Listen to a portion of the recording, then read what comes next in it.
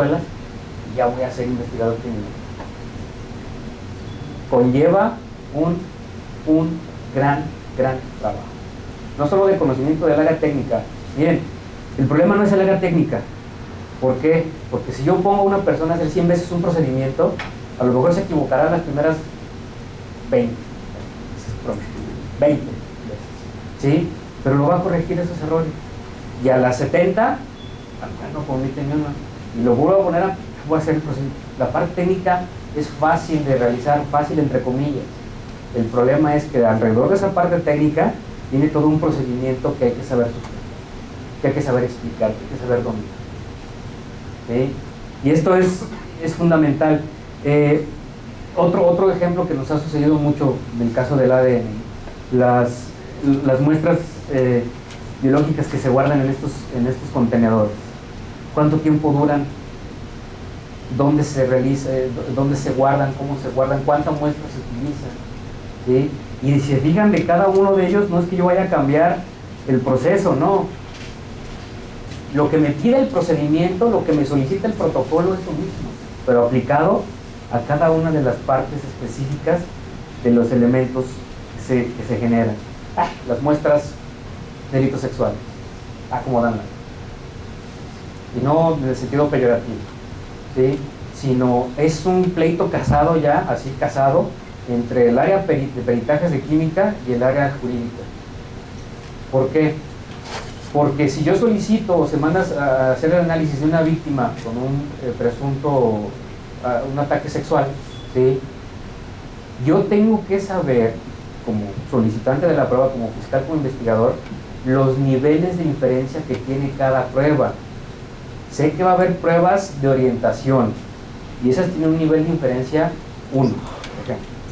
Y sé que va a haber pruebas de diferenciación, nivel 2. Y va a haber pruebas confirmatorias, nivel 3. Entonces sí, hasta entonces se identificó fosfatasa ácida y alcalina positiva, nivel 1. Es presumible para ser. Okay. Presumible.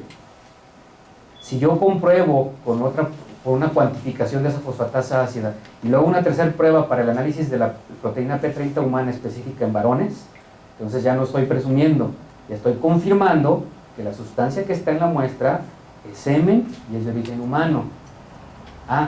Quiero establecer el punto de correlación a quién pertenece. Un cuarto nivel de inferencia donde tendré que buscar células espermáticas para ver si son viables y poder hacer el cotejo ¿con quién? Con el imputado. Pero hasta entonces, ¿y qué es lo que vemos en la mayoría de los casos? Es más, que ni siquiera cotejo de edad, es más, ni cotejo de P30 se hizo. Con P30, con fosfatasa ácida, vámonos, ya, consígnenlo y ahora. Se presume, exactamente. Y entonces, ¿dónde quedó el valor objetivo de la ciencia? ¿Sí?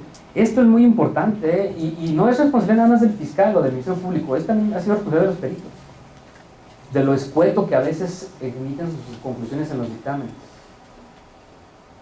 La muestra 1 no contiene semen porque no hay fosfatasa, o no tenía el reactivo en el laboratorio para hacer el análisis de la prueba.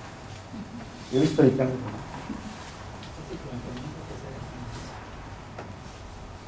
¿Qué quiero? ¿Qué quiero como abogado, como director de leyes? ¿Qué quiero? De esa parte de química o de genética o del área que sea, ¿qué voy a querer yo? Pero ¿qué tiene que hacer, qué tiene que saber ese abogado? ¿Cómo se hace la prueba? Puede ser. Pero más que eso, el alcance y la limitación que tenga esa estructura.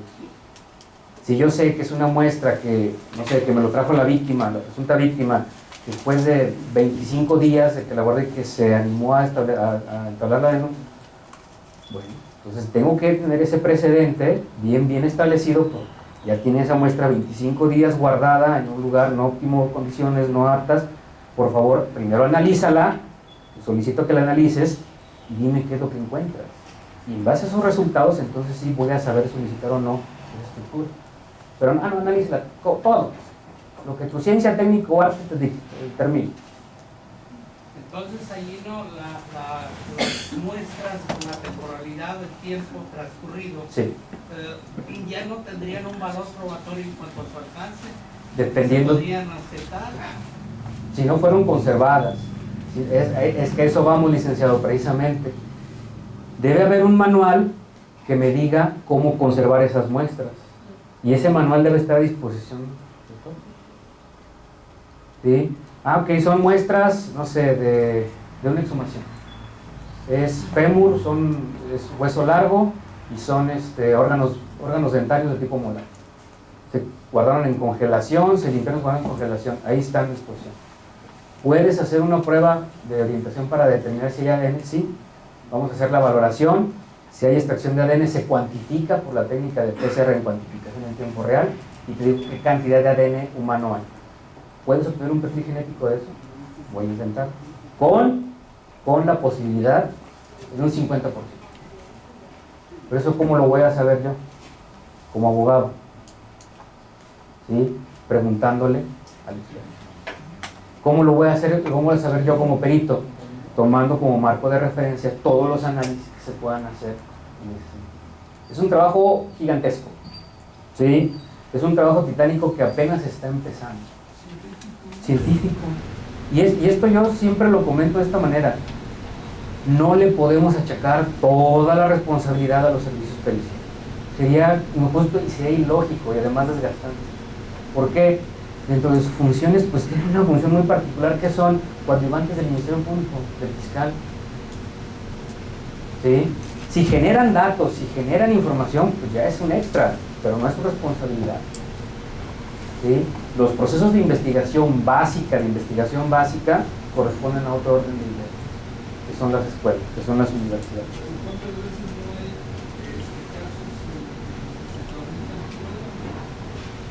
¿También?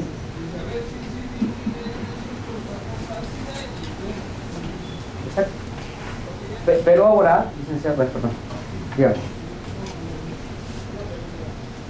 Dígame.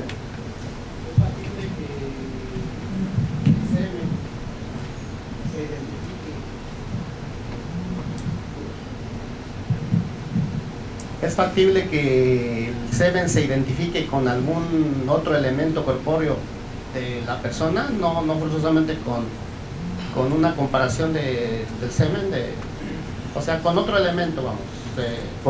A lo que quieren tratar de entender es que si tenemos una muestra de semen, por ejemplo, en el preservativo, y yo lo quiero proteger genéticamente, ¿sí? Sí.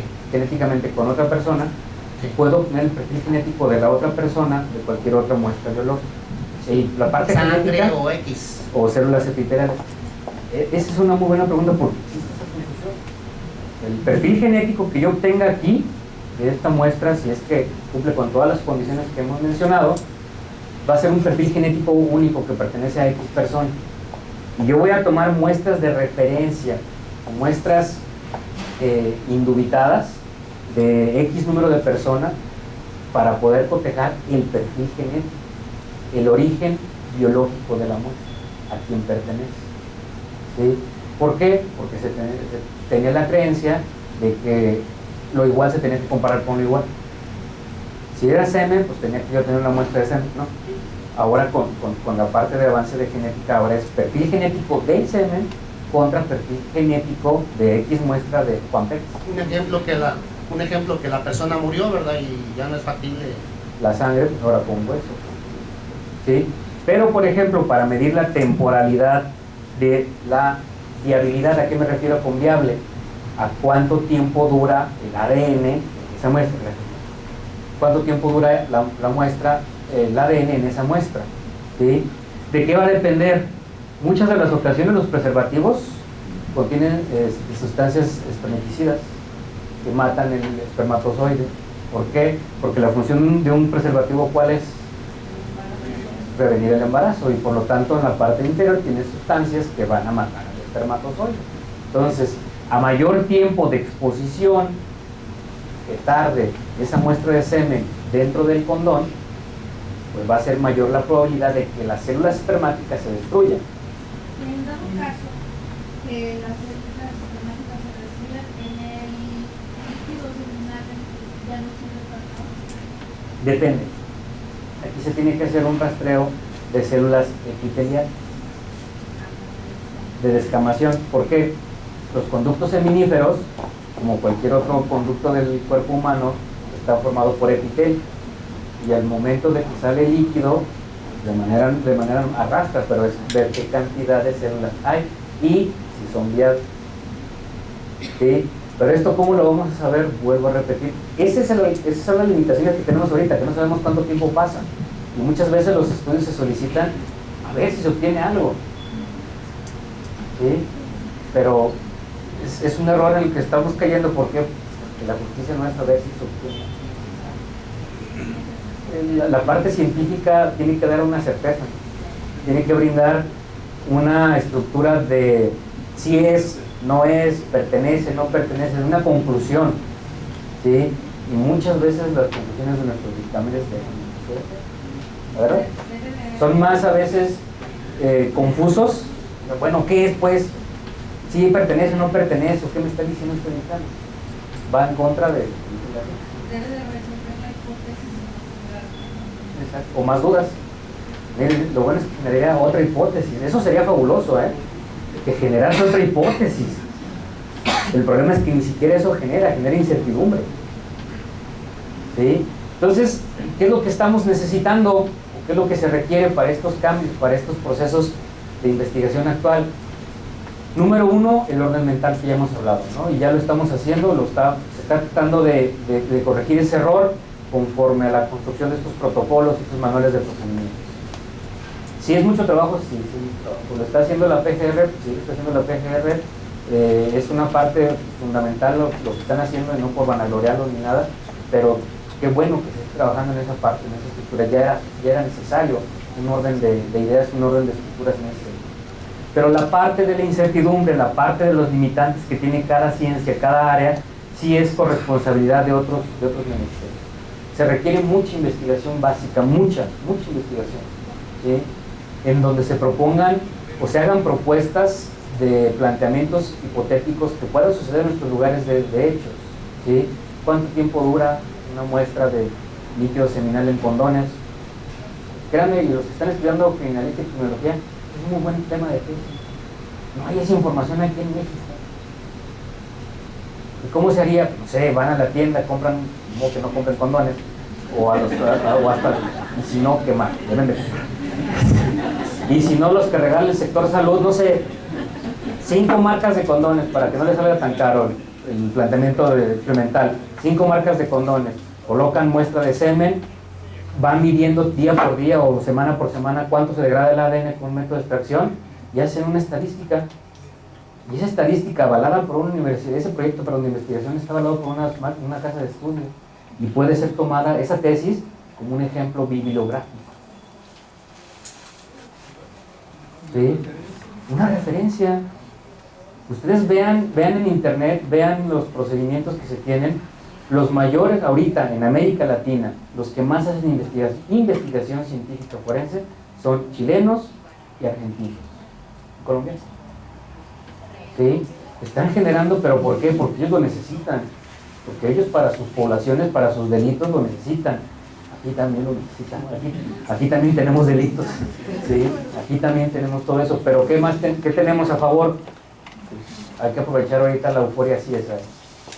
Escuelas que tenemos ahorita que están implementando estas carreras, estudiantes hagan algo bueno, hagan utilidad de ese tipo de estructuras hacia adelante. Esa implementación que refiere usted en esos países es principalmente por la cuestión de los juicios orales, ¿verdad? Claro. Que entraron.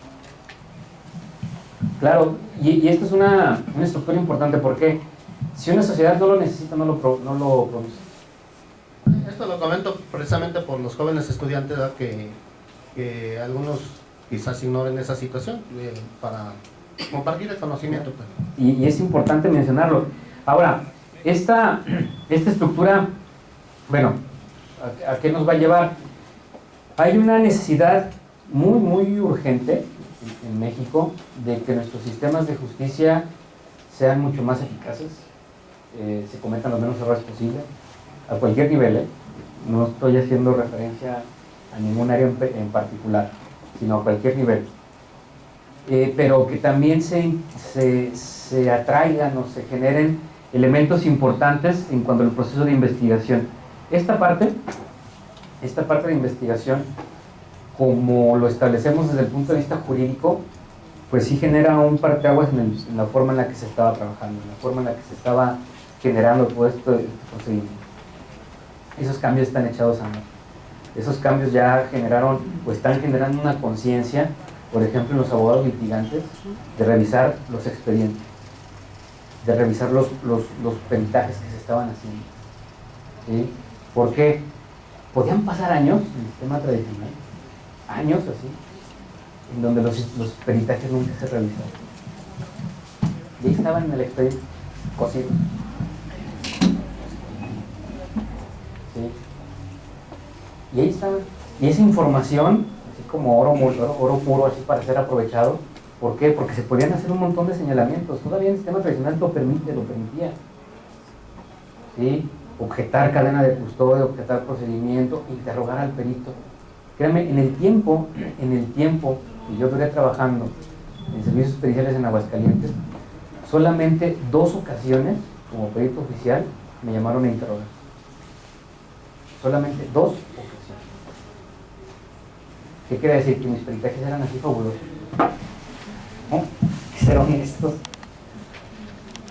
No se revisaban. Y las 2 ocasiones que me mandaron llamar para un interrogatorio en el sistema tradicional, una fue de 2 horas y otra fue de 4 horas. ¿Por qué? Porque el abogado, el defensor, se puso a trabajar. ¿Y qué se puso a trabajar? Pues se puso a revisar desde la bibliografía, marco metodológico, todo. ¿Sí? Ahora, que nos dan la oportunidad de igualdad, que nos dan la oportunidad de un sistema de contradictorio, que nos dan la oportunidad de un equilibrio entre las partes, mucho más. ¿Por qué? Porque los abogados tendrán tiempo suficiente para poder analizar todas las pruebas, para poder descartarlas o no, para poder calificarlas, ¿sí? Si la usan o no para su teoría, y pasamos a la parte del juicio, y entonces sí, a ver, te sientas, protestas, ¿sí? Si tú dices que hiciste el trabajo porque aquí está tu firma, entonces déjame preguntarte lo que yo quiero saber. Yo quiero saber todo. ¿Sí? Entonces hay que tener mucha precaución, hay que tener mucho conocimiento de la estructura argumentativa, de la estructura jurídica, porque la actividad procesal es importante. ¿Sí? ¿Quién preguntaba? Dígame. De una prueba pericial tanto en el método tradicional como en el sistema oral. La finalidad es brindar luz, es dar respuesta a una duda, es aclarar, ilustrar, exacto, es dar luz al que pregunta exactamente. ¿Por qué? Porque el que va a decidir va a tomar como parte, va a tomar como base lo que yo dije, lo que yo escribí. En los 2 sistemas es el mismo proceso. Lo que pasa es que ahora nos permiten abrirla, analizarla, desnudarla. Ahí nos vamos a ver. En el procedimiento tradicional hay junta de peritos y en el nuevo sistema no hay junta de peritos. Entonces, ¿hasta dónde podría obtenerse la verdad histórica o lo que queremos saber por la estrategia de la defensa? ¿Cuál sería la forma más idónea para llevar una estrategia hacia la defensa en este momento? Generar en el sistema nuevo, generar una duda razonable. En el momento en el que la defensa pueda cuestionar, pueda interrogar a las partes, testigos, peritos, todos los que participan en la audiencia de juicio oral, y haga que caigan en contradicción, esa contradicción en el juez va a generar una duda razonable. Y por lo tanto, la teoría del caso del abogado tendrá que estar basada también en esas estructuras científicas, ¿sí? Para que pueda cambiar el sentido de interpretación de la verdad histórica del derecho. No manipular la verdad. Hay una gran diferencia entre una argumentación jurídica en la teoría del caso muy, muy diferente a la manipulación de la verdad. Si sabemos que esto es agua, ¿sí? Va a ser agua. Pero el abogado defensor deberá generar todas aquellas estrategias jurídicas que le permitan establecer una duda razonable en las pruebas periciales, en los testigos, en la credibilidad de los mismos. Por ejemplo, si tenemos un asunto donde hay dos testigos que dicen haber presenciado un homicidio, ¿sí? No solamente es preguntarle al testigo qué es lo que vio, cómo lo vio, cuándo lo vio y si hay contradicciones. No, es también investigar los antecedentes del testigo, ¿sí? La credibilidad. Si es testigo habitual, si está relacionado con hechos delictivos, si forma parte de la mismo lugar, si tiene interés. El defensor se convierte en un investigador, licenciado.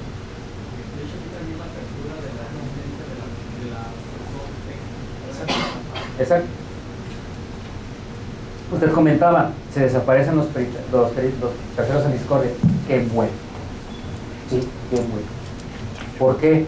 Porque era una cosa ilógica, ¿sí? Que se pudiera sustentar esa discusión, ese debate, si eso se le puede llamar debate, ¿sí? Entre dos expertos, para que después no se llegara a nada. Cada quien defendía su postura. Es que dice mi dictado. Yo ahí ratifico en todas y cada una de sus partes el dictado. Y el otro también, y entonces entraba el tercero en discordia. El tercero en discordia, que en muchas ocasiones ni analizaba las muestras, únicamente veía los peritajes. Me voy con esto. No es ficción, no es peritaje. ¿Sí? Ahora lo que se va a hacer es que el abogado tendrá que reunir todas, por eso fíjense que va a ser muy importante, sobre todo los defensores, como estrategia. Yo en lo personal, yo siempre les recomiendo que tengan su propia teoría del caso, que no se basen en lo que diga nada más el Ministerio Público o el Fiscal. Es un error que los defensores trabajen a expensas de lo que diga el MC, porque yo tengo a disposición las mismas oportunidades que le dan al Ministerio Público de ofrecer pruebas, las mismas las tengo yo como defensor, ¿sí?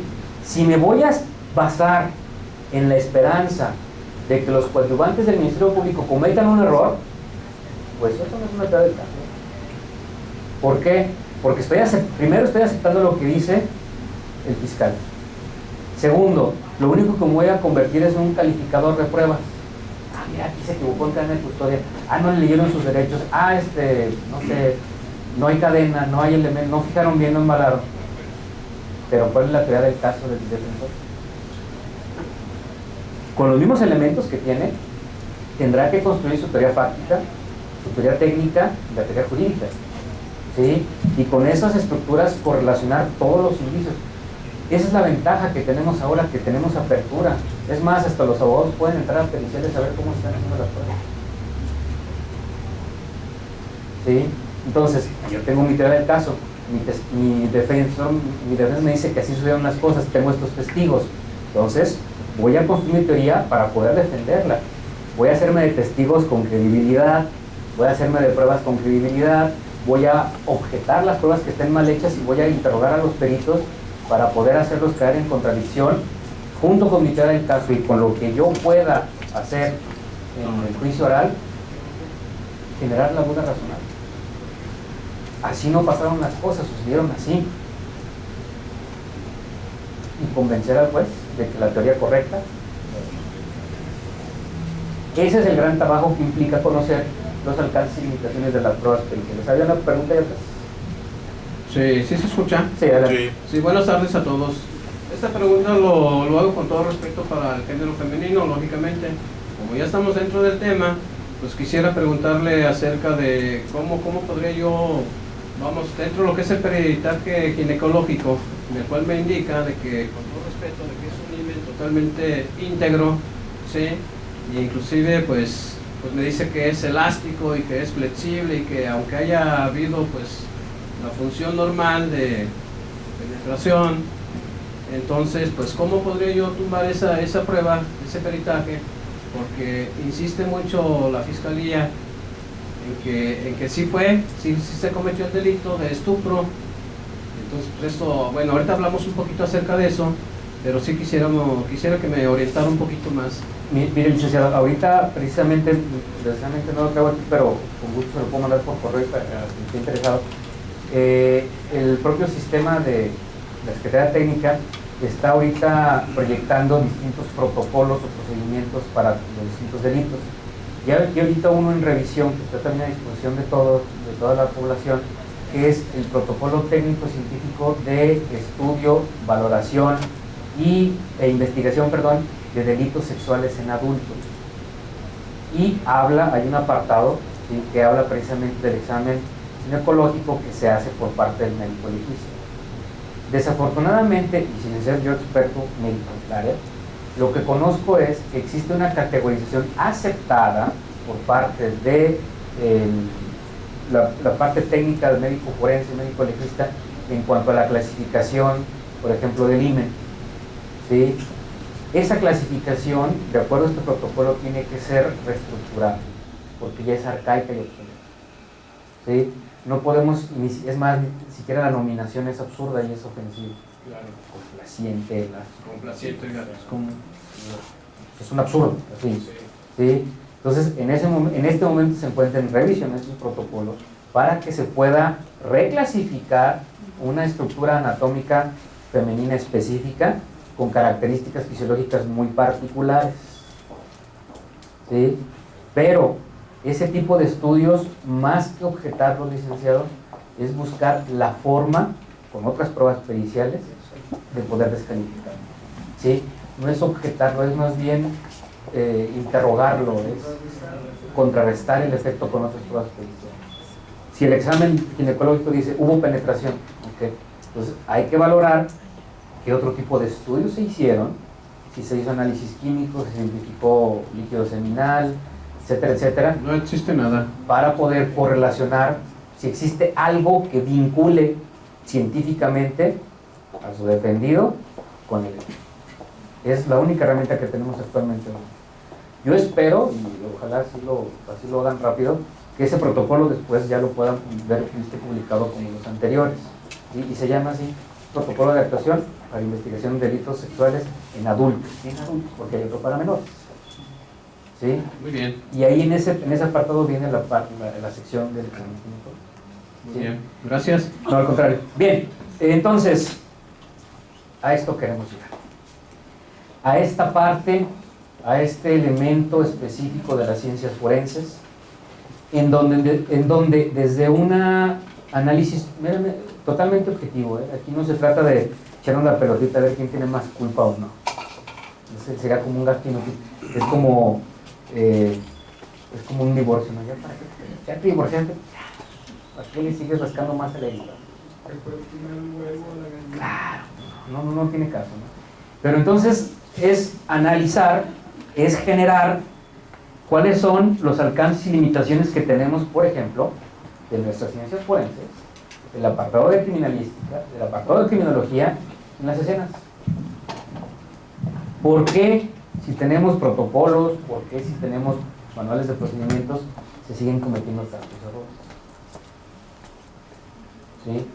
Este tipo de estructuras, este tipo de análisis que se plantea en los escenarios va a ser fundamental para que nosotros podamos establecer esa parte que nos brinda la criminalística en la respuesta de la verdad histórica del evento, del hecho. ¿Sí? Si subimos al nivel en el laboratorio, ¿qué sucede? Es más, y hablo de laboratorio en un sentido metafórico, no específicamente las áreas periciales que trabajan en el laboratorio, todas, de donde el experto hace su trabajo. ¿Sí? ¿Qué tipo de adecuaciones, qué tipo de modificaciones tienen, qué tipo de elementos metodológicos a disposición hay para que ese experto realice su trabajo de manera adecuada, de manera correcta? ¿Sí? Incluso creo que lo comenté la ocasión pasada que estuve aquí, hasta las citas bibliográficas. ¿Sí? Y qué bueno que hay muchos estudiantes, ¿verdad? Wikipedia no es una cita bibliográfica. No es una referencia bibliográfica válida. Para eso hay artículos científicos en internet. ¿Sí? Y lo mismo aplica a un estudiante, lo mismo aplica a un perito, ¿verdad? Que sí nos hemos encontrado que hay citas bibliográficas en peritajes, en dictámenes. Coge. No voy a aplicar. Simplemente es una observación que a mí se me hizo curiosa ver en un dictamen que citan a Wikipedia. Es como ahora el nuevo juego que hay en Facebook, ¿no? De preguntados. Como trae un montón de preguntas y muchas traen la respuesta correcta, pues también puede ser una cita bibliográfica. ¿Sí? Entonces, hay que cubrir muchos de estas estructuras. ¿Y para qué queremos esto? Los procesos de las áreas forenses, los procesos de investigación van a generar un proceso de identificación. Y este proceso de identificación, en el estudio de la escena, en el estudio de la víctima, en el estudio del victimario, me va a generar datos. ¿Sí? Y esos datos van a poder ser utilizados como una referencia, como una estructura de estudio, como distintos puntos de inferencia, incluso hasta para generar políticas públicas. Entonces, es menester de las personas que realizan estos resultados, obtienen estos resultados, generar resultados confiables, generar análisis adecuados y que se les permita o que se generen este tipo de estudios en los procesos de trabajo. ¿Sí? Y así pues, cada una de las fases, cada uno de los elementos que se hagan en orden criminalístico, en el trabajo adecuado de la investigación, en la generación de estos informes periciales o dictámenes, y conociendo bien por parte del solicitante qué esferas específicas se tienen de esa ciencia para hacer un alcance, qué esferas específicas se tienen para hacer una limitación, podré generar de manera adecuada un trabajo correcto en la investigación criminal y dar el aporte, la parte final, el cumplimiento de la criminalística, que es esa estructura de aplicación de la ciencia en la búsqueda de la verdad histórica.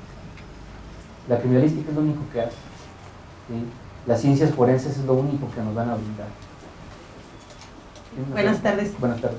Mi pregunta es precisamente sobre el alcance o los límites que puede tener una prueba, podría ser química o biológica, no lo sé en este sentido, que se podría aplicar para poder determinar qué cantidad de bebida alcohólica requiere una persona para poder llegar a un estado de total inconsciencia, que no pudiera tener voluntad. Esto por los delitos sexuales. Bien, esta pregunta es específicamente referida al área de toxicología y es muy buena, primero porque es una pregunta que pudiera establecer la defensa para un sujeto que esté imputado de un delito de esta naturaleza, ¿sí? O para la víctima. ¿De qué va a depender? Los estudios toxicológicos de referencia que tenemos indican que depende de la talla, el peso y la edad, así como del sexo, para que una persona se intoxique o genere niveles de toxicidad visibles, que tengan signos y síntomas visibles en la persona, ¿sí? Hasta el estado de embriaguez, inconsciencia o incluso la muerte. Cada persona va a responder de manera única y específica a el consumo de alcohol. Y hay que hacer una serie de estudios en esa persona para ver la factibilidad de que esa sustancia, esa cantidad de sustancia ingerida pudo haber ocasionado los efectos y signos y síntomas que presentó al momento del evento delictivo. ¿Sí? Sí hay un promedio, sí hay una estructura promedio, pero no se puede generalizar. Incluso hay personas diabéticas que en un estado específico que se denomina cetoacidosis láctica pueden salir positivos en un examen de alcoholímetro sin haber consumido una sola gota de alcohol. ¿Sí? La habitualidad, otro tipo de drogas generan un proceso que se llama resistencia al consumo de, ¿sí? Y va generando una mayor necesidad y una mayor cantidad para que se ocasione el mismo placer que el inicio se daba. ¿Sí? Claro.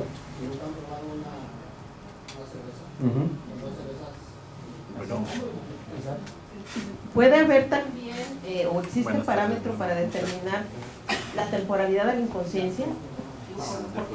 Se da el caso, ¿no? De manera indirecta, Sí, pero sí. esto lo tiene que establecer el médico examinador. Sí, porque se da el caso de que estaba inconsciente y por bebida alcohólica y a la media hora estaba como... Aquí va a ser muy lechuga. importante que tanto el médico examinador como el laboratorio estén en comunicación para los resultados y que después se le pida un examen clínico al paciente, bueno, a la persona, ¿sí? Para poder medir incluso enzimas deshidrogenasa láctica y otras que están relacionadas con la degradación de alcohol en la sangre, para poder establecer bien esos parámetros. Desgraciadamente, tienen que hacerse al momento.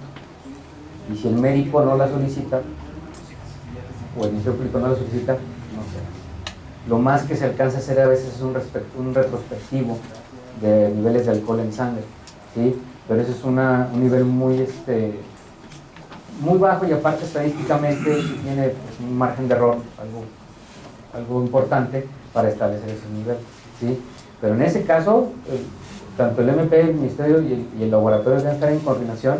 Si se quiere establecer bien con esa actitud, el examen médico, los exámenes de toxicología para alcoholemia y el examen clínico de química sanguínea para niveles enzimáticos de enzimas que están relacionadas con la degradación del alcohol, ¿sí? Para que se pueda, pero en el momento.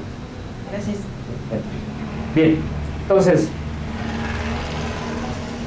es una red. Vuelvo a insistir, ninguna de las ciencias forenses, ¿sí?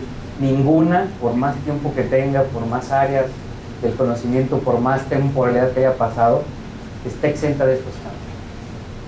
Todos los elementos que participen dentro del conocimiento, que brinden algo del conocimiento de la ciencia en pro de estas investigaciones, en pro de estas estructuras, tendrán que adaptarse, tendrán que adecuarse a estas nuevas modalidades y sí, aportar lo que su ciencia, técnica o arte les provea. No vamos a quitar esa parte de la historia, ¿sí? Pero desde una perspectiva ordenada, desde una perspectiva metodológica, ¿sí? Normativa también, y que genere un proceso de cambio y un proceso de adecuación importante. Y esto va a ser importante porque en la medida que sepamos qué solicitar, cómo solicitarlo, qué resultados podemos esperar, nuestros planteamientos hipotéticos en la etapa de investigación criminal, van a ser más acertados. Y esto, créanme, que va a eliminar muchos errores de fondo que se están cometiendo actualmente en los procesos de investigación, ¿sí? Plantea o hace este replanteamiento para que podamos nosotros establecer un limitante entre lo que se solicita y lo que se entrega. ¿Por qué? Porque así se van a tomar acciones preliminares de corrección. ¿Sabes qué? No es por donde la hipótesis inicial me iba llevando, corrijamos el proceso de investigación. Y no es tener 4, 5, 6 hipótesis, no, 2. Y de ahí derivar a ver cuál sirve, ¿sí? ¿Por qué? Porque cuando hay más de 2 hipótesis ya no son hipótesis, son suposiciones. Es lo que yo creo que pasa. Y eso no tiene nada de científico. 2, se van a formular estas hipótesis, se van a realizar los análisis correspondientes, se emitirán las conclusiones, se van a dar los informes documentados periciales y se va a obtener la sustentación del perito para que se haga de forma oral y de forma específica todas las preguntas que se puedan establecer en ese proceso de interrogatorio y de contrainterrogatorio. Entonces, en el caso, hay muchos peritos que emiten varias hipótesis y al final rinden su conclusión. ¿A qué nos lleva esto? Claro. Perdón. ¿A qué nos llevaría esto cuando un perito hace más de una hipótesis?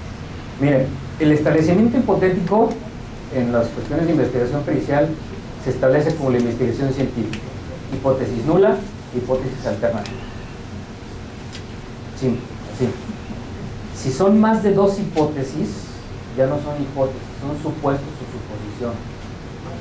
Supongamos, y yo en un dictamen pericial no puedo poner más de 2 hipótesis. ¿Por qué? porque yo estoy estableciendo el estudio científico para algo concreto, para algo específico que me fue solicitado. ¿Sí?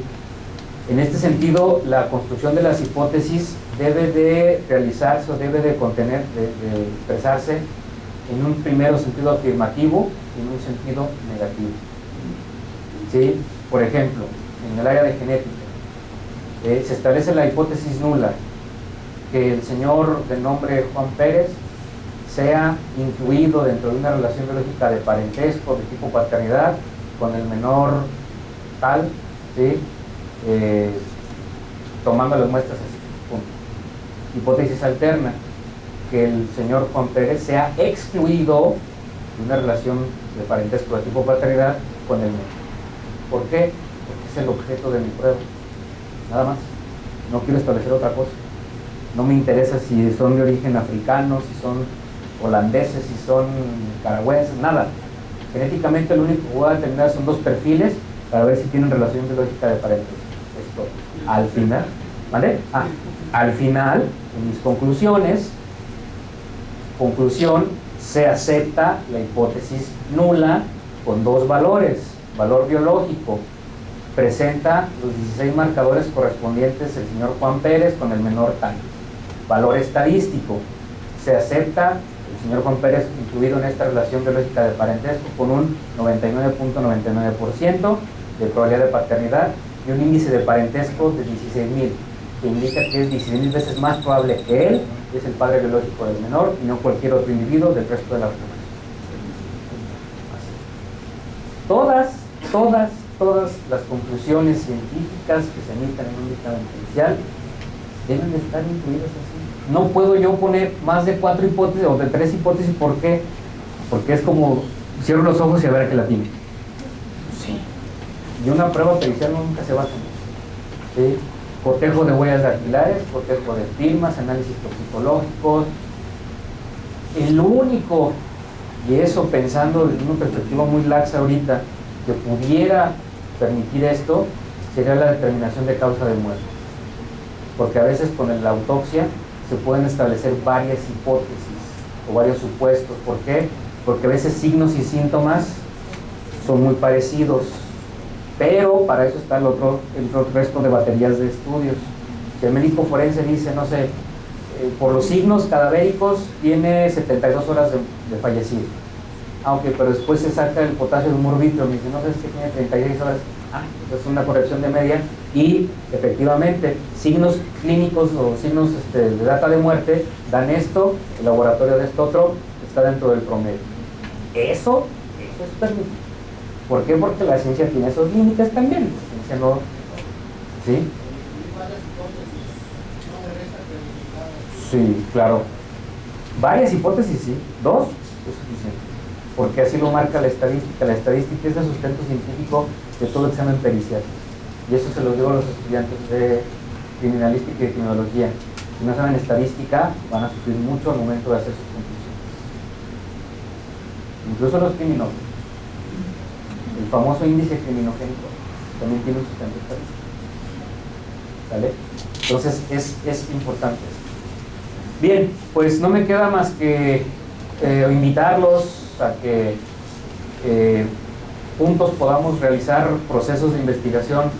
Es muy importante el acercamiento entre los abogados, los peritos, los futuros estudiantes, en fin. Necesitamos tener un acercamiento mucho mayor porque estos puntos solos no van a aparecer. Es necesario que la información la obtengamos de nuestros datos, con nuestros datos y para nosotros.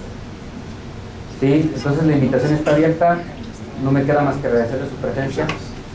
Muy buenas tardes.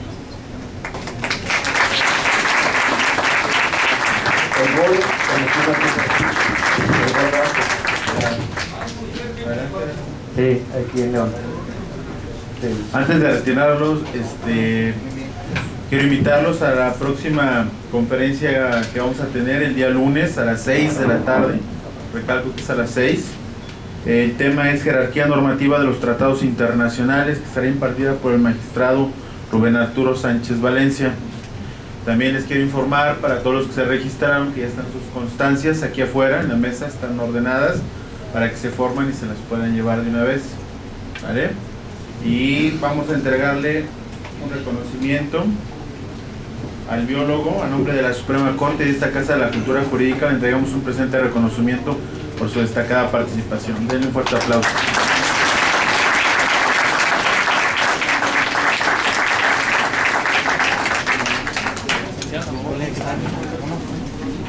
Gracias.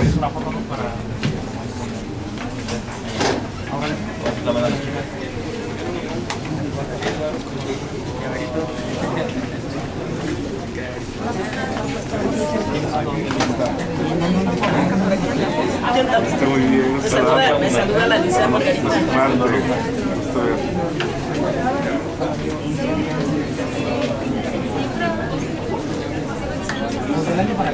Ellos tres, ¿no?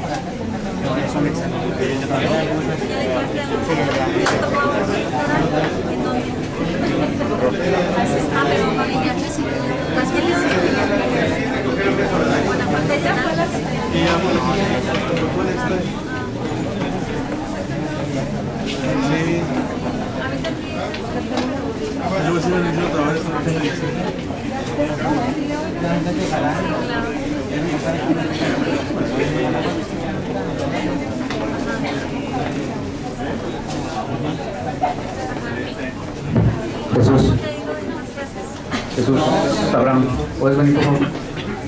Perdón, joven. No, perdón. Oye, siempre hubo...